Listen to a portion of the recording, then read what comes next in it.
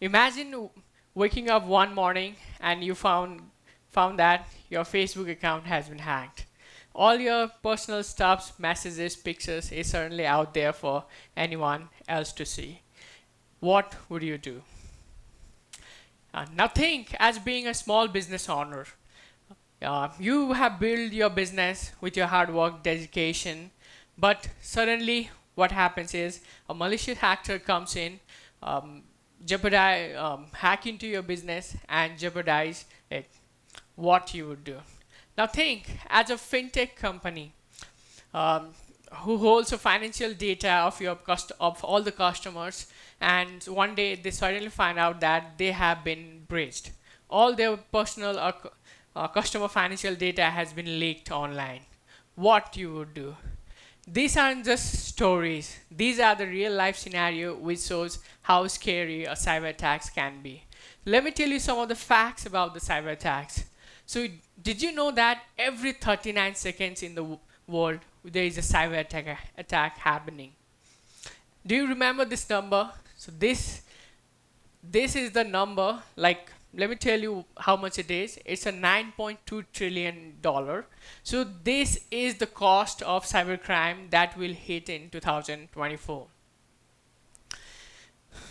And I have a question for you all. Do you think all the security practices and methodology that we have been implementing and practicing to keep our data and safe and secure would ever help us to reduce this number? Is no, obviously it won't help, because all the things that we have been doing will not help us to keep it as of now. So there is something I want to tell you all. We can't protect what you can't see. Imagine you have a security team in your company or in an organization. They work every day to ensure safety and security of a data, of your company data, and then you also bring some of the third party security vendor to enhance the security of your product. But you can only identify and fix the vulnerabilities which has been found by these people. So gradually, so these are the limited people, so which will eventually get us limited number of results. But security is limitless, and in ever growing this technological landscape, the threats are also increasing rapidly and gradually. In 1964, Dr. Donald Knuth, who is a professor, mathematician, and a author of the famous popular book, The Art of Programming, Computer Programming. When he was publishing this book, he had some tight deadlines to meet, by which he was not able to complete it on time. But he came up with a solution. So what he did was, on the page number 12 of his book, he wrote he would greatly appreciate anyone of his readers who would find some errors in his book. And they published the book. And guess what? Everybody started writing him back. And to show the gratitude and for people sending him errors, he started sending them checks to show and reward the people who has found some errors. And this process keep on happening and happening, and gradually Knuth recognized that he has made total 22,000 worth of checks to all the people who has found the errors in his book. And since this was the first time happening, so some people didn't cash it out. They started framing the checks and keeping them in a memory for this thing. And gradually, this was the very first time when people came together to people from the community came together to identify and fix a problem for betterment.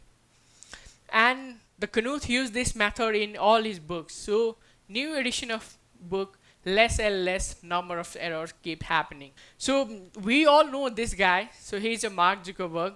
We know him as a founder of Facebook, but let me tell you that he is also an elite hacker. So have you seen his movie, The Social Network? I hope most of you have seen this movie. In this movie, what Mark did was he invited all people from the college and challenged everyone if they could hack his server, he would immediately hire them in Facebook. And this was some of the example that Mark used the crowd to get the best people for his team. So similarly, let me tell you one interesting story from a boy from Nepal, just like Mark. So this boy was from Japa, and he was very passionate football player, and due to some his injury, he was not able to play properly, and he started playing computer games, and gradually started developing interest in hacking.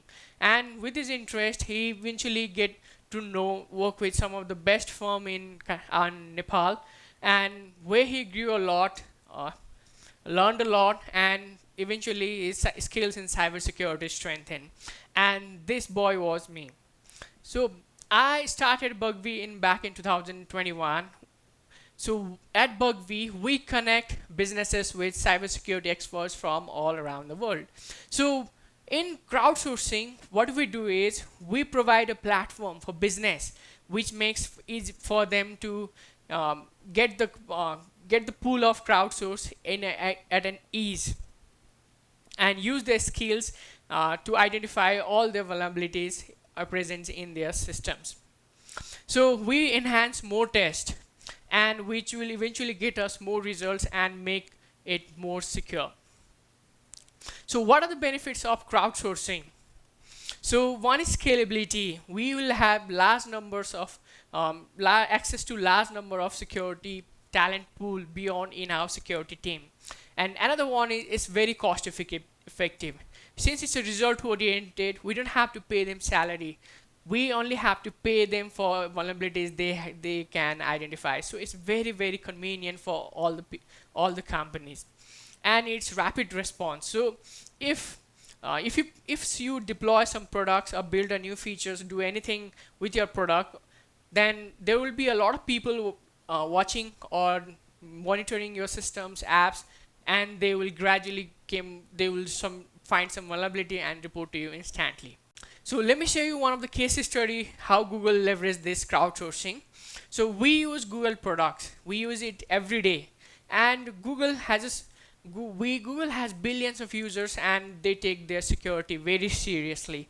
But they have limited cybersecurity team, and Google knows that their team is not very enough and effective to secure all their infrastructure. So back in 2010, Google launched vulnerability reward program, where they open a door for all the contributors around the world to contribute for the strengthening of the Google security. And ever since, Google has made around 59 million USD, paid $59 million USD to all the contributors around the world, and this number is far more less than what would have caused them from data breach. Gradually, all the companies started adopting this culture and engaging community to strengthen their security. So let me tell you another story of Mr. Khalil. Khalil is a Palestine hacker, and he's a very smart guy. And back in 2013, Khalil found a vulnerability in Facebook. And when he reported the vulnerability, due to some of his miscommunication or error in its communication, Facebook rejected the vulnerability, and to showcase his frustration, he then exploited it and posted it on the Mark Zuckerberg timeline, and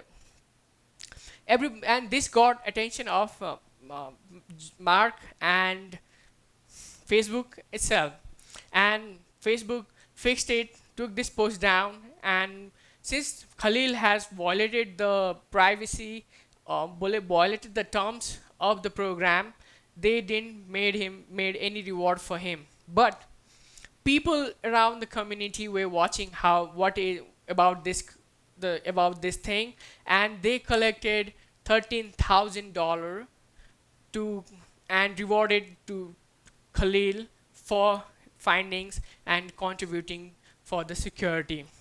Khalil is a digital hacker. They can't see something broken on the internet. They are either compelled to exploit it or escalate it. And in real world, we human being also, we can't see something broken. We tend to do something about it, which makes you, me, everyone a hacker. Thank you.